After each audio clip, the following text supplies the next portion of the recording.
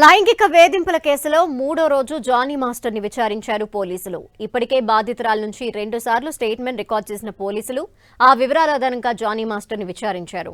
పోలీసుల కస్టడీలో Johnny master కీలక వివరాలు వెల్లడించినట్టు తెలుస్తోంది.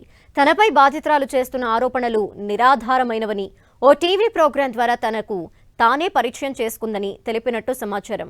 మైనర్గా ఉన్న సమయంలో అమ్మాయిపై లైంగిక దాడి చేశాననేది అబద్ధమని, ఆమె టాలెంట్ ని గుర్తించి అసిస్టెంట్ కొరియోగ్రాఫర్ గా అవకాశం ఇచ్చినట్టు పోలీసులకు జానీ మాస్టర్ చెప్పినట్టు తెలుస్తోంది. తనని పెళ్లి చేసుకోవాలని బాధితురాలు తనను మానసికంగా ఎంతో హింసించేదని, ఎన్నోసార్లు బాధితురాలు తనను బెదిరించిందని చెప్పారు. తాను పడుతున్న ఇబ్బందిని డైరెక్టర్ సుకుమార్ కి దృష్టికి తీసుకెళ్లారని, సుకుమార్ పిలిచి మాట్లాడినప్పటికీ బాధితురాల్లో మార్పు రాలేదన్నారు. తనపై కుట్ర జరిగిందని, దీని వెనక ఎవరున్నారో తన ఎదుగుదలను ఓర్వలేకనే ఈ కేసులో ఇరికించారని పోలీసుల ఎదుట జానీ మాస్టర్ వాపోయినట్టు సమాచారం.